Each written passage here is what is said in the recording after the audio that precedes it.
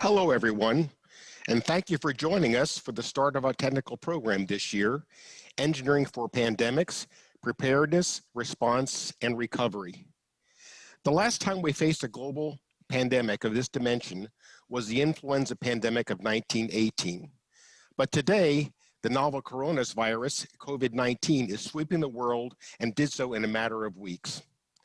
Lives and livelihoods were ended, businesses and global supply chains were disrupted, and the national and local economies were plummeted.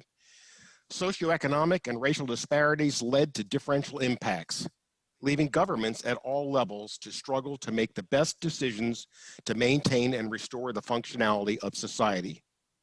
The long-term consequences, as of yet, are still unknown. Yet, despite our experiences with the 1918 flu, and other more recent diseases that spread quickly, such as SARS and MERS and AIDS, nearly everyone was caught off guard and unprepared by COVID-19. The plenary speakers today and the technical forum panelists tomorrow will offer their perspectives on the lessons we must learn to prepare effectively for future pandemics. Experience shows that these events will occur, for sure, especially as the world gets smaller and more interconnected through travel and trade. The role of engineering in preparing for and addressing these challenges will be critical. First, I offer my heartiest thanks to the NAE members, one from each section, for organizing this year's technical program in association with myself and our staff. The program committee membership is listed in the annual meeting program. I now have the pleasure of introducing today's plenary speakers, David Walt and Pam Chang. As I said, you will hear from them today in their lectures, and we'll have ample time tomorrow during the forum for Q&A. David is a Hans-Jörg Wyss Professor of Bioinspired Engineering at the Harvard Medical School, Professor of Pathology at the Harvard Medical School and Brigham and Women's Hospital, a core faculty member of the Wyss Institute at Harvard University, a Howard Hughes Medical Institute professor, and co-director of the Mass General Brigham Center for COVID Innovation. Previously, he was university professor at Tufts University. Dr. Wall is the scientific founder of Illumina and Quantix Corporation, a member of the National Academy of Engineering and the National Academy of Medicine, and he has also accumulated numerous other awards. He serves on the NASEM Standing Committee for Emerging Infectious Disease and the 21st Century Health Threats and the NASM Board on Life Sciences. And more biographical information about David is available in your program. So with that, I turn it over to David. Thank you, David. Thank you, Al, for that very kind introduction. This afternoon, I'm planning to briefly provide a history lesson, taking us way back, at least it seems that way, to late 2019 at the start of what is now a pandemic. I'll tell you about what happened on the front lines of healthcare and how we rose up to meet the challenges that kept coming and are still coming. Throughout the talk, I will provide my perspective on the lessons learned and how to prepare for future pandemics. We still face a significant global health threat. The numbers, as you can see on this slide, are staggering. Every time I update this slide, I am saddened by how many more people have been infected and how many more people have died. Just so we all start on the same page, the virus shown here on the left is called SARS-CoV-2, which stands for Severe Acute Respiratory Syndrome Coronavirus 2. The 2 distinguishes it from the first SARS threat in the early part of the century, which many of you may remember. The disease it causes is called COVID-19. This virus is the 7th member in the coronavirus family that has been reported to infect humans. 4 of the 7 cause mild symptoms.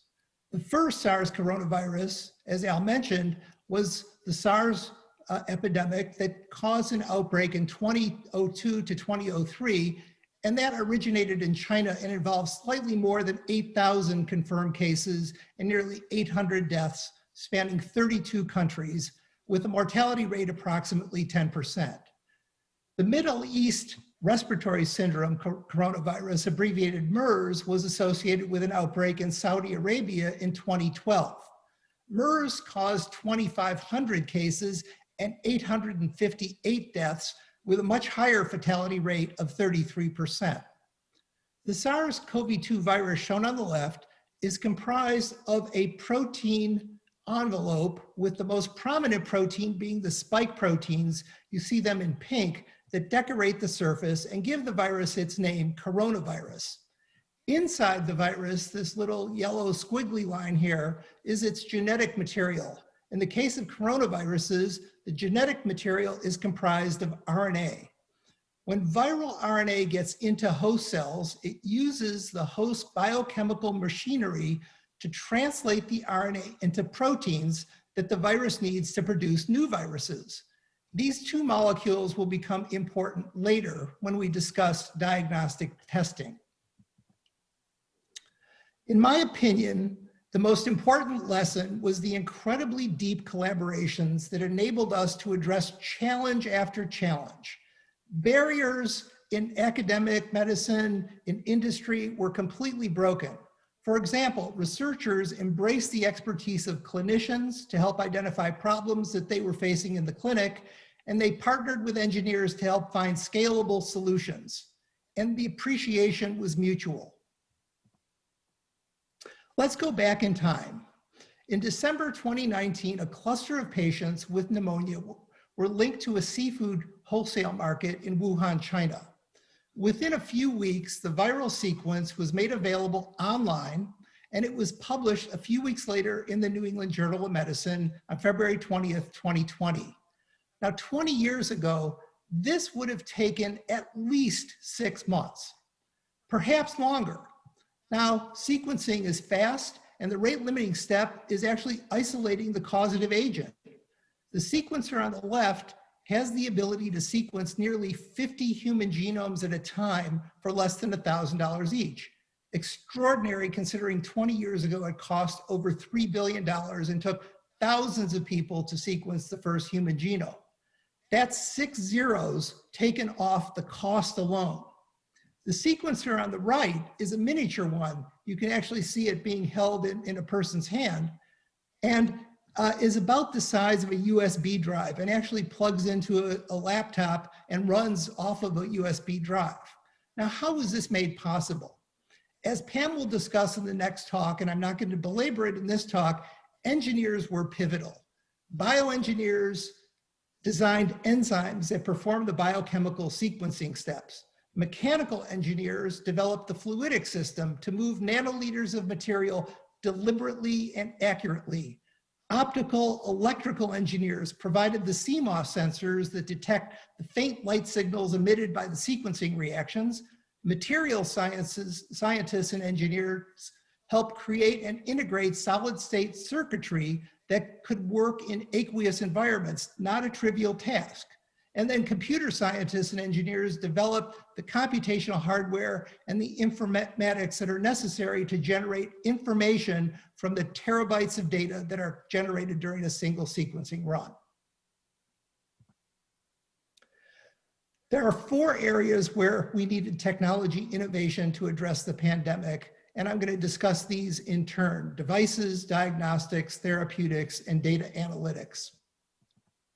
So this is just a slide that I've included to show some photos of devices that have been developed to address problems that arose and continue to present issues. And I'm going to delve into a few of these right now. So once COVID-19 began to appear, it posed infection risks to healthcare and other frontline workers. This was a serious issue because we are putting workers at risk, and everyone was concerned that there wouldn't be enough nurses and doctors to take care of all the patients who were in the hospitals. There was a need for multiple forms of personal protective equipment, abbreviated PPE, including face masks, face shields, N95 masks, gloves, and gowns. Note the face mask on the left, which was created because of human factors. You see this woman's smile appearing through her mask. Patients could not see their primary caretaker's smile, which left them lonely and depressed. So this was a solution to that for many of the frontline healthcare workers. Now, one of the most successful short-term approaches for meeting this need was additive manufacturing, also called 3D printing, which turned out to be useful for both rapid prototyping to test various design alternatives and to manufacture literally thousands of devices such as face shields and masks. So I'm going to show a little video right now of one of the solutions to this.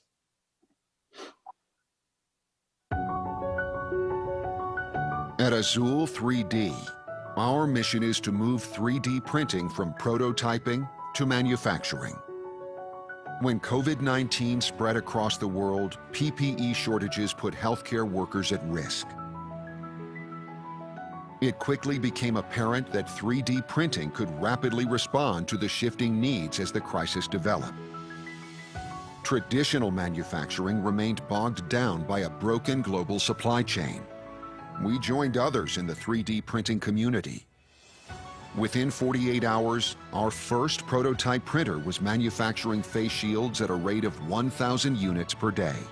Enabled by Azul's proprietary HARP technology, this printer has removed the manufacturing bottlenecks that have held back additive manufacturing. We set out to produce 10,000 face shields, donating them to healthcare workers and first responders across the country. One printer, 250 print hours, 10,000 face shields. So even with this incredible added capacity, many locations where there was a surge, such as New York, Boston, and Seattle, still faced shortages. There was a huge effort spearheaded by Battelle to design and engineer systems that could sterilize used face masks so they could be reused. It was found that hydrogen peroxide could be used multiple times without compromising mask performance. In addition, engineers at other institutions developed more deployable systems based on ultraviolet sterilization, as shown here on the right, that could be used effectively in smaller healthcare settings, such as community hospitals. At the bottom of the slide, you see some of the other methods that were tried but failed because they either weren't effective or they compromised the performance of the mask. For example, they did not allow the airflow to go effectively through it. It also became clear that masks, face shields, goggles, and other PPE did not provide sufficient protection for some procedures or that they consumed too much time to change out. Personal protective booths were developed to isolate healthcare workers from patients. This innovation simultaneously increased both patient and provider safety during testing, triaging, and treatment. It conserved personal protective equipment. For example, it reduced gown use at Mass General Hospital by almost 98% by employing booths that look like this. There were also patient isolation hoods that were developed. In this slide, we see how these hoods were developed and how they reduce viral transmission through high-risk aerosol generating procedures. As an example, you see the Apollo hood, which is a single body origami style design that allowed quick assembly from transparent plastic sheets and was fully disposable. It contained any aerosols that were produced during these aerosol producing procedures. And then to wrap up, there were additional devices that are shown here. And these devices were also in short supply, such as nasal swabs, which turned out to be mass produced by 3D printing using technology similar to the video that I showed, and ventilators, which were created by repurposing other equipment that were designed for other purposes, such as anesthesia gas delivery systems. There were other devices created that address such things as the need for human contact. For example, on the far right, you see a shirt that was developed so family and healthcare workers could give virtual hugs to patients in isolation, because these patients really were just absent any human contact because of the nature of the isolation that they had to undergo. So there are some lessons that were learned with respect to devices. First of all aspects of engineering were required. They were driven by clinical needs, but devices were rapidly prototyped and scaled. additive manufacturing turned out to transform our ability to meet the supply needs. But there were bigger picture lessons as well. We learned that although the supply chain is global, when countries need supplies and materials for their own use, domestic needs take precedent. The US had real challenges with such simple items as nasal swabs because of our reliance on Asian suppliers. We also learned that our reliance on global chemical suppliers, such as were used in alcohol wipes and disinfecting wipes, created serious shortages that posed public health risks. We therefore learned that such critical supplies should be stocked well in advance of the need, or domestic supplies need to be available. The second area that we're going to cover is diagnostics. There was an incredible ramp up in capacity and capability in so many areas during the pandemic. For diagnostics, never before has there been a need for testing at this scale. The need exceeded the entire lab testing capacity of the country and the world for that matter. For those who work in this field of diagnostics, it wasn't a mystery why it took so long to get up to speed and why we are still getting up to speed. Diagnostic tests are performed in many different locations and supplied by many different vendors. Furthermore, in order to contain the spread of COVID-19 and prevent a second wave of infections, there is a need for tests capable of accurately quantifying the full range of the disease from early to late stage, and for identifying the asymptomatic infected individuals. So first, what do we measure? Nucleic acids, as I described earlier, the genetic material of SARS-CoV-2 is RNA. Second, we can measure antibodies, which are the host's response to infection and are designed to neutralize the virus by binding to the viral proteins and prevent it from infecting the host cells. Antibodies also activate other molecules designed to destroy the virus. The third class are antigens. These are the viral proteins that I described earlier, primarily the spike protein or subregions of the spike protein. Now I'd like to spend a few minutes describing the course of infection in the context of what we measure and why. It's important to note that this slide is just an average. Every infected person will have a very different kinetic profile. At the far left, in the gray bar, right here, you see the incubation time after exposure to the virus. This is the time during which the virus is infecting cells, it's replicating, and it's multiplying. This is the pre-symptomatic stage. But in some, but not all individuals, symptoms will appear several days after this infection. Prior to the symptom appearance, as indicated by the gray curve, RNA from the virus is detectable.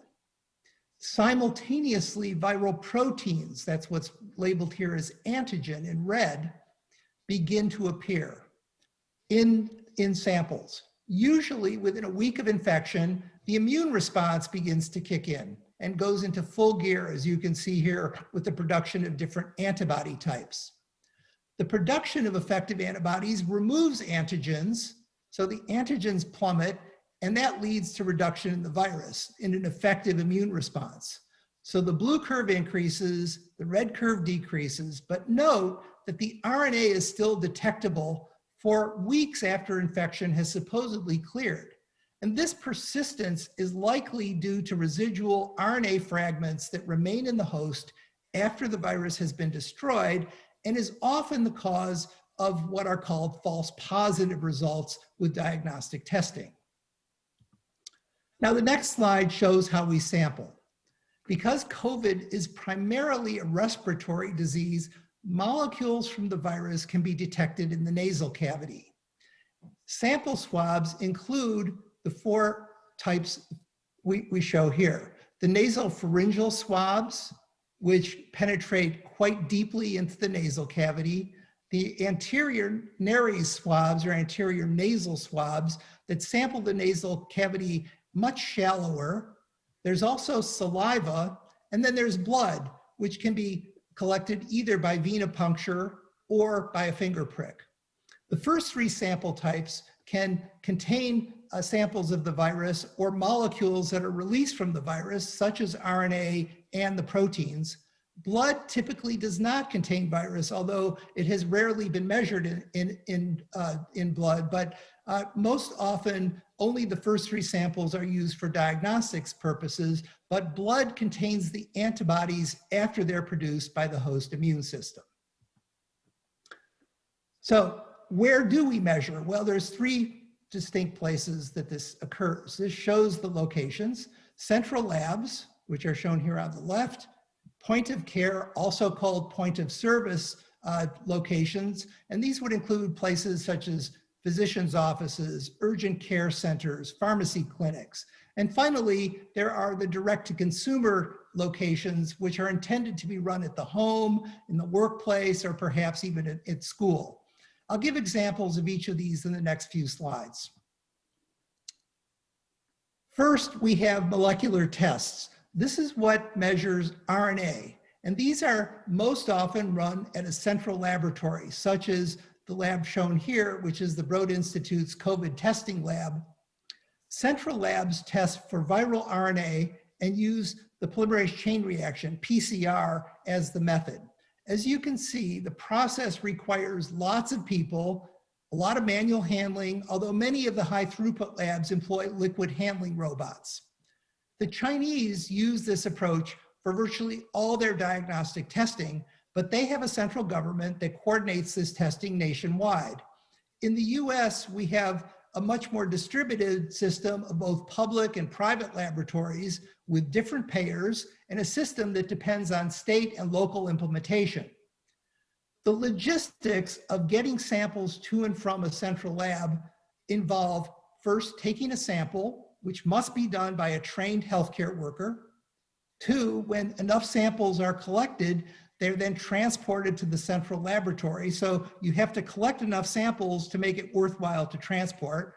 The next, you have to prepare the samples at the lab as shown here by these workers, and then run the test. And then the last step is to send the results back from the lab to the physician who ordered the test, and then the physician has to report the results back to the individual. So no wonder it takes days to get a result. Locations closer to testing labs can get results in 24 to 36 hours if they're lucky. But as I mentioned, COVID testing exceeds the total testing capacity of the nation's labs. So there was a point that you may recall when it took more than a week to get a result, which was totally useless just because of the limitations in throughput at each of these different central laboratories. Even the major national lab testing chains, such as LabCorp and Quest, encountered capacity issues because of the tremendous demand for testing. It was just unprecedented. As I mentioned, antibody tests are used to measure whether someone has mounted an immune response to the virus. In other words, antibody tests determine if someone has been previously infected and has developed antibodies against the virus. Such tests are not intended to be diagnostic tests. As I showed a few slides back, the immune response can take days to weeks to kick in after symptoms appear, which is too late to prevent infected individuals from infecting others. These tests are useful to determine community prevalence, as well as determine how strong the host response has been based on the concentrations of antibodies present in the blood if the test is quantitative.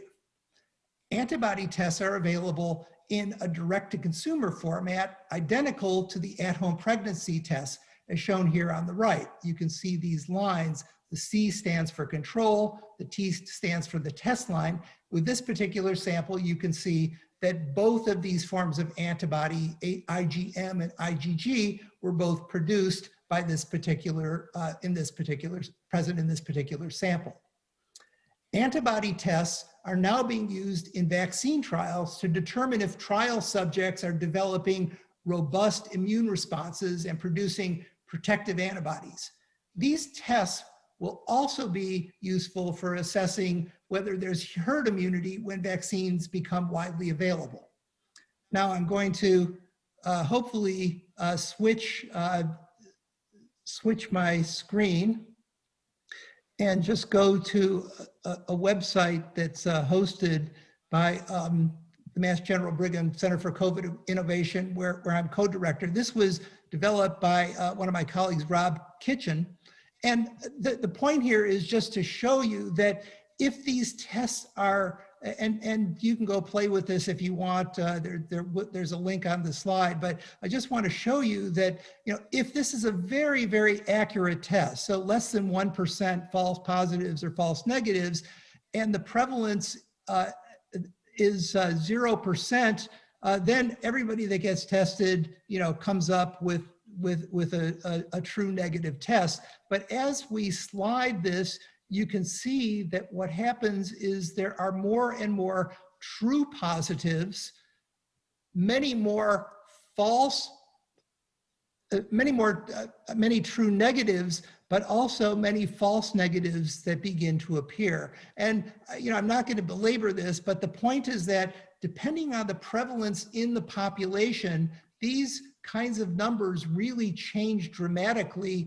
And it really depends on, well, the important point is that the prevalence in the population affects the test accuracy. And so that's really the take-home message here.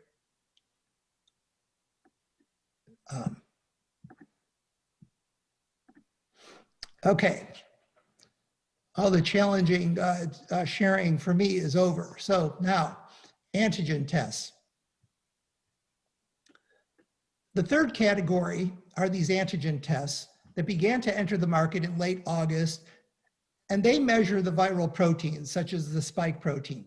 These tests are rapid. You see in this slide that this is a point of care format, so you'd have to go to an urgent care center. But here, this is an at-home type card. These give an answer in 15 to 30 minutes and are conducted in a variety of locations, but not in central laboratories typically. They have lower accuracy than the PCR tests that measure the RNA, but they are intended to be used routinely. They also cost much less. So in contrast to a PCR test that is typically reimbursed over $100, could be as much as $200, these tests typically cost $5 to $10 a piece. Now, with repeated testing, their accuracy can approach 100%. So let me explain. A typical antigen test has an accuracy of around 70%. I know there's mostly engineers in the audience, but I also know there's some guests as well. So a 70% accurate test means that it's 30% inaccurate. So if tests are carried out on consecutive days, the inaccuracy goes down because it's 0.3 times 0.3, which is 0.09, meaning it's 9% inaccurate or 91% accurate. And then a third test brings the accuracy to between 97 and 98%. And so by consecutive testing, one gets very high accuracy. Many college football teams are planning to perform these sort of daily tests when they go back into, well, they're actually performing them now as they're beginning to practice in preparation for going back to competition. And that's to ensure that there's no infection transmission. And if they're done daily or every other day, you catch things really early. Other testing is shown here on this slide. So these are tests that I thought would be of interest to all of you. On the left, you see one of the modern sequencers I discussed earlier that enabled the scientific community to rapidly sequence the virus. These widely available instruments have tremendous throughput capacity, as I described, and many of them have been repurposed for massively parallel testing. Literally, thousands of samples, up to 10,000 samples, can be individually molecularly tagged, combined, and simultaneously tested to determine which samples contain virus and which do not. The limitations of this approach are that it only becomes cost-effective for running thousands of samples at a time, which means that there's a logistical challenge of getting those samples to a single site. And they also must be performed in a central laboratory. This approach may eventually replace PCR as the per sample cost is much lower and is much less labor intensive. On the right-hand side, you see a wastewater treatment plant. Now, why do I have that there? Well, there's now multiple efforts to test wastewater to detect viral RNA at the community, town, and city level and use it to quantify the prevalence in a population. Highly innovative idea that can help with surveillance to identify potential hotspots before they get out of control. So what went wrong with diagnostic testing? Here's a list of some things I think went wrong with testing. Initially, the CDC developed a test, and then they only approved labs that use their test. Unfortunately, there were some errors in the CDC test, such as contamination with reagents that were provided. This created huge market uncertainties for companies that delayed some of the bigger diagnostic players and other innovators from entering the game. Second, validation was done by the companies developing the tests, the proverbial inmates running the asylum. There was considerable corner cutting, particularly in the numbers of samples that were used to validate the tests. Third, the FDA's emergency use authorization approval process, abbreviated EUA, which we'll talk about later when we talk about therapeutics, was initially rapid but imposed a very low bar. The criteria for issuing an EUA for medical products, including both diagnostics and therapeutics, are the public health concern must be serious or life-threatening, sufficient evidence must exist that the product may be effective, the known and potential benefits of the product when used to diagnose, prevent, or treat the identified disease or condition outweigh the known and potential risks of the product, and no adequate approved alternatives to the product are available. So that's what constitutes EUA. Because of these low standards, the rapidity of the test development, the self-validation process, and not inconsequentially, the opportunity for companies to get, quote, FDA approval for products that would normally have taken them years to get approved, nearly 1,000 companies got into the COVID testing business, which created even greater challenges both for the FDA and for markets and for product quality. Finally, the large diagnostics companies such as Abbott, Roche, Becton Dickinson, all the companies that you've heard about, were in stealth mode. And now that they're out of it and have announced the availability of tens of millions of tests per month, many of the smaller companies who were nimble, took advantage of the EUA process, and got their instruments on the market quickly, they are now getting hammered both in market valuation and also having huge challenges trying to get orders for their products. So what are the lessons? First, federal coordination is essential. Leaving testing to states is not the right approach. States were vying for tests, and those willing to pay more got them. Supplies are finite, so they need to be deployed where needed rather than who can pay. This point is important to ensure diagnostic testing is available to disadvantaged communities. This need for nimble deployment applies both nationally and globally. Third, testing should be distributed. As other countries have shown, testing can be done centrally, but at least in the US, we can't test enough by relying on the logistics of sending to a few central labs. In the future, we need to have public health labs in each state or region capable of filling the testing needs until direct-to-consumer and point-of-care tests become available. Fourth, independent validation must be done by accredited labs and not left to the companies that are making these products. Finally, we learned that innovation is important, but scale is more important. The big diagnostics companies have both the necessary scale and the reach when the challenge is global. We now turn to therapeutics. There are 4 categories shown here, which we'll cover. First is repurposed drugs. New drugs take nearly a decade to get approval. They need to go through extensive safety testing, dosing, and efficacy, with a dire need to find drugs that could help patients avoid severe disease symptoms and even death. the quickest way to identify drug candidates is to screen all existing approved drugs, of which there are literally tens of thousands. This is accomplished using high throughput screening, shown here, combined with lab-based biological assays. Millions of compounds can be screened using robotics platforms and automated imaging systems that can read out the results of these assays. Remdesivir and dexamethasone, a steroid, two of the drugs used for severe forms of COVID, were both discovered using this approach. The second class is convalescent plasma. It's well-established treatment for some infectious diseases. The idea is that individuals who have recovered from infection and have developed antibodies that can bind to and neutralize the infectious agent are then blood donors. Plasma can be taken from these patients, hence convalescent plasma, and injected into severely ill patients with the idea that the antibodies in the blood, in the plasma, will bind the virus and neutralize it. As early as March, when the first few COVID patients had recovered, plasma was used as a last-ditch effort to save the most critically ill patient. It has been FDA approved as a treatment under EUA, but there have been no randomly controlled studies. Again, an EUA does not constitute drug approval by the FDA. Rather, it allows the FDA to facilitate the availability and unapproved uses of medical products during a public health emergencies, as we've already discussed for diagnostic tests. The third class is monoclonal antibodies.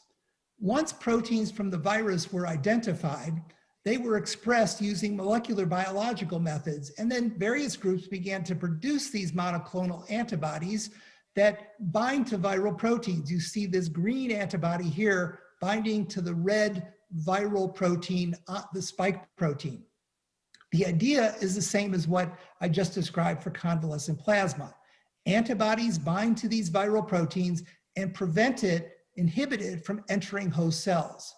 The president on Friday received an injection of monoclonal antibodies from the company Regeneron. In principle, monoclonal antibodies are more predictable than convalescent plasma because they're pure compounds, they're pure antibodies, rather than a complex mixture that differs from patient to patient, plasma donor to plasma donors. Again, no randomized control studies have been conducted showing efficacy for this class of treatment. Finally, there are vaccines. As has dominated the news since the pandemic began, there's a massive global effort to produce vaccines that can protect us from infection and disease. More than 180 vaccine candidates are being developed.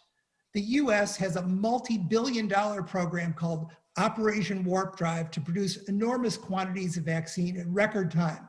We are talking about months rather than many years, as has been the standard since vaccines were first developed. Now, why does it take so long to develop a vaccine? First, it takes a while for protection to develop and to demonstrate that the vaccine is protective. Second, the issue with vaccines, for any drug for that matter, is that they require a phase 3 trial where hundreds or thousands, or in this case, with vaccines, tens of thousands of people are enrolled to see rare side effects that wouldn't appear in smaller sample sets. Think about it. We need to vaccinate a substantial fraction of the global population, billions of people, and in some cases, 2 times billions of doses for some of the vaccines that will require multiple doses. Most drugs have target markets of a few million people, so smaller trials of a few hundred subjects are all that's necessary to uncover rare events. In the case of vaccines, a 1 in 10,000 side effect will see 2 or 3 cases max in a 30,000 person trial, which is what's typical for vaccines. But that would cause hundreds of thousands of people to experience side effects worldwide. And vaccines, as many of you may have heard, can cause a particularly severe reaction called antibody-dependent enhancement, which is a rare but potentially deadly reaction in people who have been previously exposed to the virus. This is not meant to scare you. It's just a reality check on why we don't want to rush a vaccine to market that hasn't been adequately tested in large cohorts. For COVID, there are 2 vaccine types being tested. These are totally synthetic vaccines that do not require culturing in eggs, such as what's used for influenza or growth in large bioreactors, also used for influenza and other vaccines. As shown in the slide, injection of RNA that codes for a viral protein usurps the host's protein synthesis machinery and generates many copies of the viral protein that causes an immune reaction that produces antibodies against the protein. Does not involve live virus, does not generate virus, it just generates the protein in the recipient's body. Moderna's mRNA 1273, their RNA vaccine, went from a genetic sequence that was available as early as January to the first shot in an arm in a record 63 days. This is unheard of. Usually it takes years, animal studies, all sorts of things. But this particular composition is delivered as something called a lipoparticle. Unfortunately, these particles are unstable at room temperature or even at freezer temperatures and require minus 70 degrees C storage, creating a logistical problem for shipping, storage, and distribution outside of a very well-resourced city or town. Other vaccines include Advac, which is available from Johnson & Johnson. This is your more traditional type of vaccine. It's an engineered adenovirus, meaning that the genetic information to express one of the viral proteins from SARS-CoV-2 is inserted into these innocuous viruses, and those are used as a delivery vehicle to induce an immune reaction. Early results from both the RNA and these viral vaccines are promising. They have so far proven safe, and there are indications that they stimulate the immune system to produce protective antibodies. It's important to note that similar to my comments about the global testing capacity, the amount of vaccine required for COVID is nearly 3 times the entire world pre-pandemic vaccine manufacturing capacity. So it's an extraordinary engineering scale-up problem, both for manufacturing and distribution. Never before has the need for a vaccine been required of this magnitude. So the lessons learned. Rapid drug discovery is possible through repurposing of existing approved drugs because it simply isn't possible to start fresh with new drug candidates during a pandemic. The efficacy of convalescent plasma monoclonal antibodies is still unproven despite EUA approval, and vaccines can be rapidly developed, but safety remains an issue and probably will not be known definitively until after massive vaccination has begun. Finally, controlled blinded studies are needed in all these areas under ideal circumstances. In our zeal to address the pandemic quickly, we have cut corners in many areas that potentially compromise both safety and efficacy. The last area I want to talk about very briefly is data and analytics. Our last area, all these areas we've discussed previously are generating huge amounts of data, from device design to diagnostic testing to clinical trials. The first area is mobile health, abbreviated mHealth. This figure shows a very brief schematic. The idea is pretty simple. Start at the left, we collect all the data possible using non-invasive monitoring. I'll describe the types of data on the next slide. Using these data, a probabilistic model is produced that categorizes individuals in various groups, depending on their likelihood of infection. Those in higher risk groups, based on the model, then get tested. Positive test results result in a quarantine. Negative tests and those in the low risk group get returned back and continue their non-invasive monitoring. So what do we use for these kinds of sensors? Well, we use electronic patient reported outcomes, which are self-reports of relevant symptoms using smartphone apps. By gathering data from multiple users, it's possible to identify hotspots. We can use wearable sensors that enable monitoring of physiological changes potentially associated with COVID-19, such as an increase in resting heart rate, poor sleep quality, or a decrease in oxygen saturation. And third is digital contract tracing, which is shown in this slide. With digital contract tracing, the idea is to detect whether subjects have been in the proximity of others who have tested positive for COVID-19. If a contact event is detected, which is, by the way, this is done using Bluetooth. So phones broadcast a Bluetooth signal using a standard method, a standard technology called CEN, and I'm sorry. And what happens is the phone keeps log of these transmitted interactions. If and when someone tests positive for COVID, permission is requested to use the data to identify individuals from a public database and inform them that they came in contact with someone who tested positive. In this way, at-risk individuals begin to quarantine, they get tested, and they're isolated from the population before they can transmit the virus. So in summary, there are some big picture lessons that we touched on today, including first, that there's deep collaboration between clinicians, engineers, and scientists that enabled a very rapid response. The unprecedented development of many technologies, devices, diagnostics, therapeutics, and data analytics that were rapidly tested and deployed.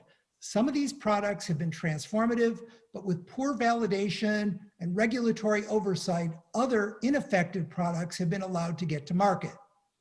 Third, pandemics are a global problem that require a global solution. Third, engineers have been enabling for helping us address all aspects of the pandemic. And finally, it's not over. We still need to get to where we need to be with device supply, with diagnostic testing at scale, particularly rapid testing that can be done at home. We need to develop effective and safe therapeutics and vaccines that can prevent the worst forms of the disease and prevent infection, and implement mobile health at a scale that prevents disease transmission. So I hope I've provided you with some insight and perspective into where we've been with COVID-19, where we are in terms of devices, diagnostics, therapeutics, and data and analytics. I've tried to provide lessons learned for each of these areas, including steps we can take to improve our preparedness when we experience another pandemic. It's not a matter of if, but when. So we as individuals, our nation, and the entire global community need to be prepared. It's important to reflect on what we've learned to better prepare ourselves for both the current pandemic and future epidemics. I want to thank the NAE for giving me the opportunity to share my learnings with you today, and thanks to all of you for listening. And I will be at the forum tomorrow, prepared to answer questions. And I'll also spend a few minutes at that time talking about the Standing Committee on Emerging Infectious Diseases in the 21st Century. So for those of you who'd like to hear about that committee, please tune in tomorrow. I'll turn it back to Al. Thank you, David.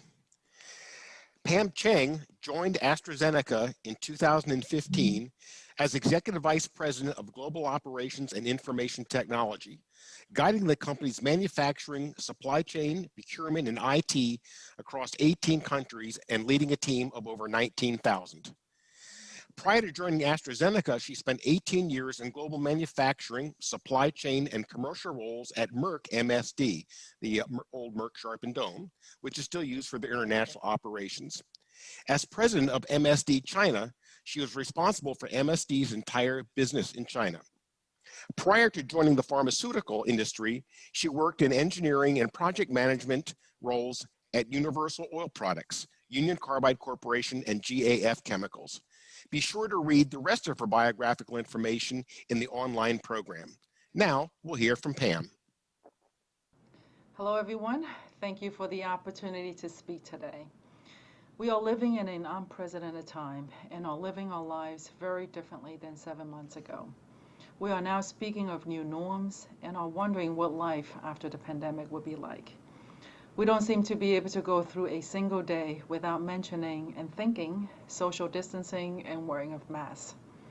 The good news is I will not be bringing politics into this presentation, as there are plenty of politics happening around us nowadays. As of the 1st of October, nearly 34 million people have been infected with the COVID-19 around the world, and over 1 million people have died from it. As I prepare for this presentation, I have been updating these numbers, and it is absolutely depressing to see thousands of people continuing to die from COVID-19 each day around the world. And yet, somehow life goes on for all of us. No part of the world has been left untouched. I think we have all underestimated the complexity of the issue. I remember back in late January when this first broke in China, it seemed like a small, faraway threat to the rest of the world. I remember reviewing the issue with my China team at the time. We were thinking of this challenge in measures of days and weeks, not months. We were granted exception by the Chinese government to remain in operations to ensure supply of our medicines. We were calling employees back from Chinese New Year while cities were going into lockdown. We rapidly implemented safety and cleaning protocols, changing our shift patterns, and deploy our business continuity plans, and went straight into crisis management mode, just in case. I still remember at one of the meetings, we had the foresight to ask our China team to document the local responses and lessons learned and share across our manufacturing and supply network globally. We never really thought we would need it so soon beyond China. The global pandemic has gone beyond just being a health crisis. It has sparked fears of impending economic crisis and recession. Social distancing, self-isolation, and travel restrictions have all led to a reduced workforce across all economic sectors and caused many jobs to be lost. Schools are now online, care centers have closed down, they are becoming significant hindrance for productivity and raising learning gaps. Panic buying and stockpiling of food products and basic necessities are leading to shortage of basic items. Beyond that, in the biopharmaceutical industry, we have also seen stockpiling of certain medicines, which, if not carefully managed, can lead to shortage of medicine across the globe. To respond to this global outbreak, the socioeconomic impacts of COVID-19 on individual aspects of the world economy is mounting. Central banks globally commit to a whatever-it-takes approach in an attempt to save the global economy. The road to the economic recovery is predicted to be a long one, with a period of economic inactivity for years to come. Innovation is the core of what we do in AstraZeneca. Throughout this pandemic, we have witnessed what innovation can do in the fight against COVID-19 in our company and around the world. Headlines during the pandemic demonstrated breadth and depth of responses with ingenuity and invention on display across all sectors globally, including 3D printing of medical devices in need. Remember the PPE shortage? 3D printing of the PPEs, using creativity by leveraging other parts available to manufacture ventilators. And these examples goes on and on in many sectors and around the world. At AstraZeneca, our engineers reacted fast and solved problems through engineering skills and innovation, and in many cases using what's available to them and what's around them. Throughout the pandemic, our manufacturing facilities remain open and at near full capacity. We had two top priorities: to ensure the supply of our medicines to the patients who needs them, and to keep our employees safe. There were many challenges to ensure business continuity, and in countless cases, our employees deploy engineering solutions based on science and data. One specific example is our response to the global shortage of manufacturing components because of workforce reduction and demand surges. This specific example is about a filter, a critical filter we use in our manufacturing process. Our process engineering team was able to significantly extend the usable life of this particular filter in short supply by re-engineering the filter train and changing the filter configuration by adding one deep filter stage using a filter that is widely available. And by doing that, we were able to reduce the need for the filter that's in short supply by 50%. And that was done in an extremely short amount of time. Another example is 3D printing. And we use 3D printing to print a simple device early on that you can mount to the door handles that allows you to open the door with your arms instead of hands, thereby reducing the spread of potential infections. You can actually buy these devices on the market nowadays, but we had implemented this at our sites in March and April timeframe. Hand sanitizers were also in short supply. We turn around our assets, equipment, and including bioreactors to manufacture hand sanitizers, not only to be self-sufficient, but in some cases to support our local communities as well. I think it's safe to say that we went digital in a hurry, even for those who are technologically challenged. We launched Microsoft Teams and Zoom to 77,000 employees in 8 days. We were able to ensure remote connectivity down to every employee. We conducted nearly 100% of our meetings using video conferencing over the past months. Due to the travel restrictions, engineers and technical support staff were grounded. We deployed dozens of augmented reality devices and smart cameras to allow technology transfers and technical troubleshooting sessions to be conducted virtually. I now conduct all of my site visits via virtual means. I go on Gemba on our shop floor around the world with AR devices and smart cameras, and it works really well. Lastly, we are doing our part in fight against COVID-19. We have hundreds of colleagues, myself included, working literally 24/7 on COVID-19 programs, including a potential vaccine, monoclonal antibodies, and treatment options using existing medicines. So let's focus on that, how we are advancing R&D and manufacturing to fight against COVID-19. We continue to make good progress with our monoclonal antibody discovery using our proprietary discovery platforms and partnerships with various institutions. We have a leading candidate that is progressing well through clinical assessments. Monoclonal antibody works in a way that it's synthesized in the laboratory to mimic natural antibodies and offer an opportunity to be given as a preventative option for those exposed to the virus, as well as treat and prevent disease progression in patients already infected by the virus. An antibody-based treatment has the potential to provide immediate protection to the patient. Beyond that, we are also investigating potential treatments using existing medicines. An example includes acalabrutinib, which is a BTK inhibitor, which can potentially help patients moderate the immune response in the lungs.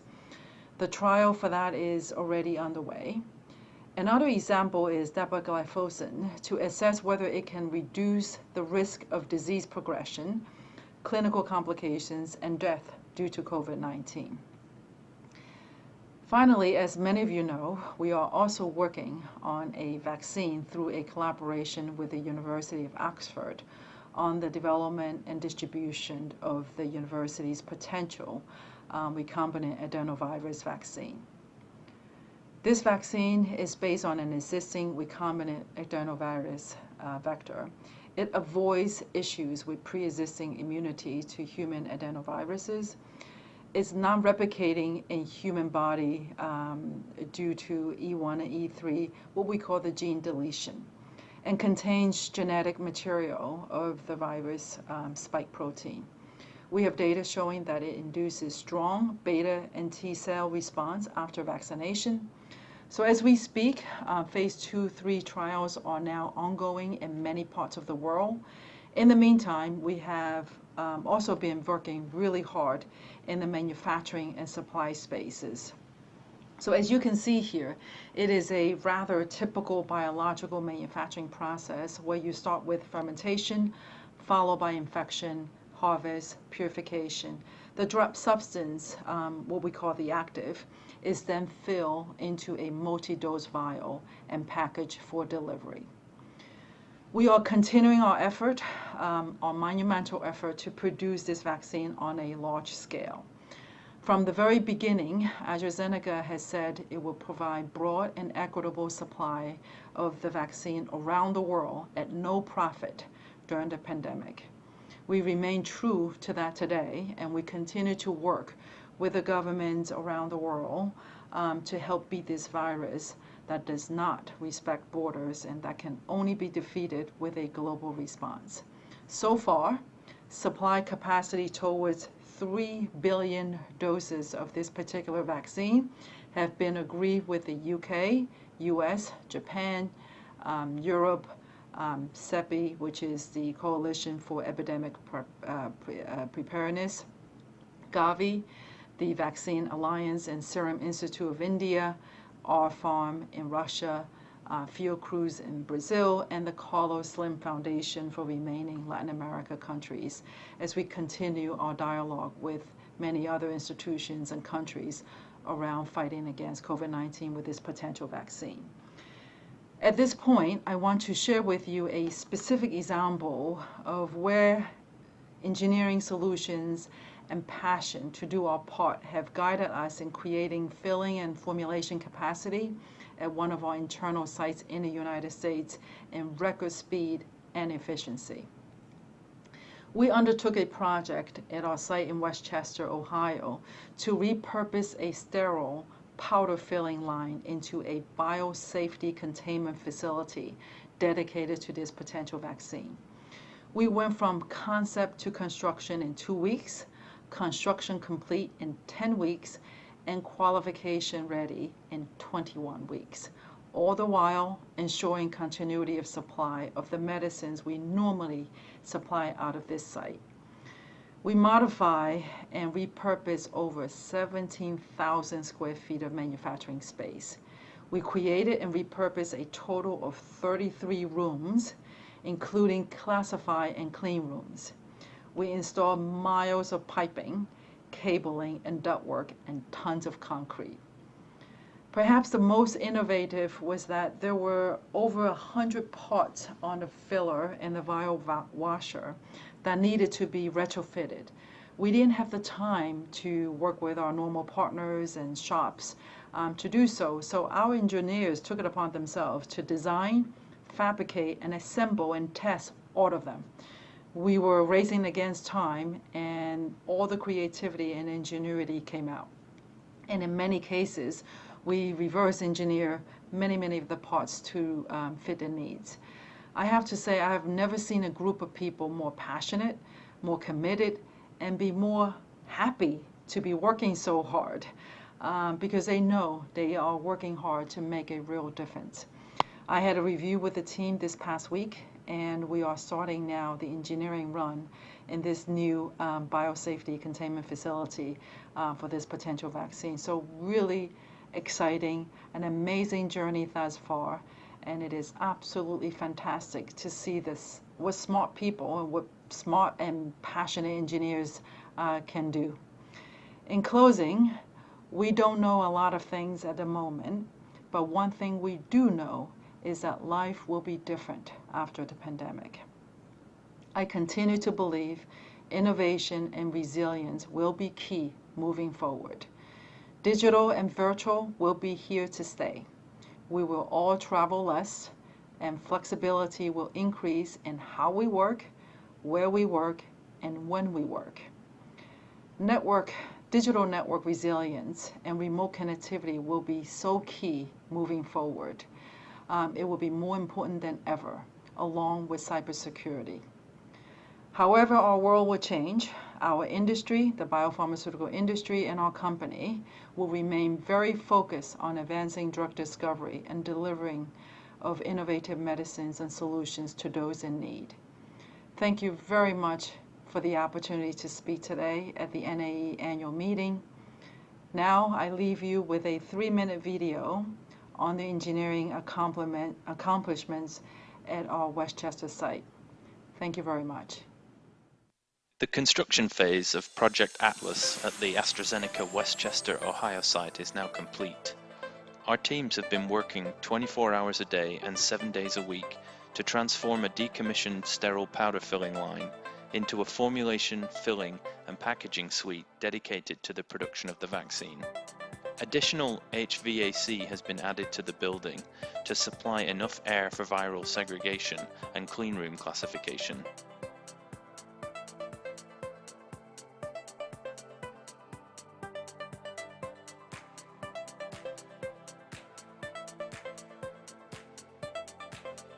A new formulation suite has been built in a previously unclassified space. The new suite is a Grade C cleanroom that is surrounded by airlocks to contain the virus from the rest of the facility.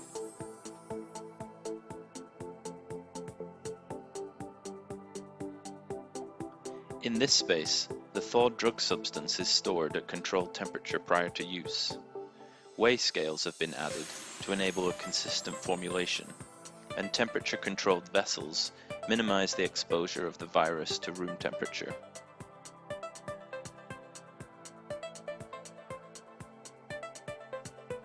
Once formulated, the material will be sterile filtered into the filling room. Vial washing and depyrogenation equipment had to be modified to accept the size of glass for the vaccine and to be able to supply the filling machine with sufficient quantity. Like the formulation room, the aseptic filling room had to be surrounded with additional airlocks to create the biobubble that contains the virus. The filling machine had been dormant for 3 years since it was last used for powder filling, and has now been modified to fill approximately 150 vials of vaccine per minute using the new 10R vial. At the end of batch processing, all reusable parts used in filling or formulation will be treated in a newly created decontamination area. Here, parts will be decontaminated of virus before they flow back into the shared space for reprocessing and reuse. An entirely new visual inspection and packaging space was needed for the project. To support the weight of this equipment, the flooring in parts of the area needed to be strengthened with deeper concrete.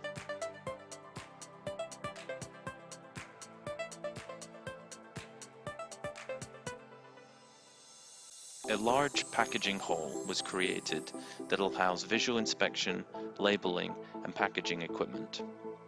These processes will be manual to begin with, but will transition over to fully automated as the equipment is qualified.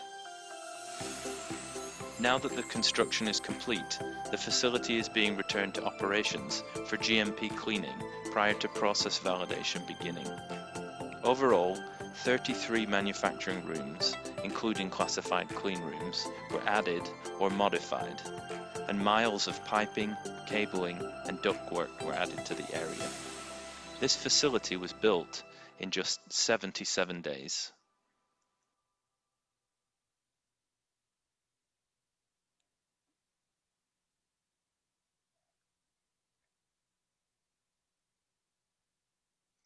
Thank you both for your remarks, David and Pam.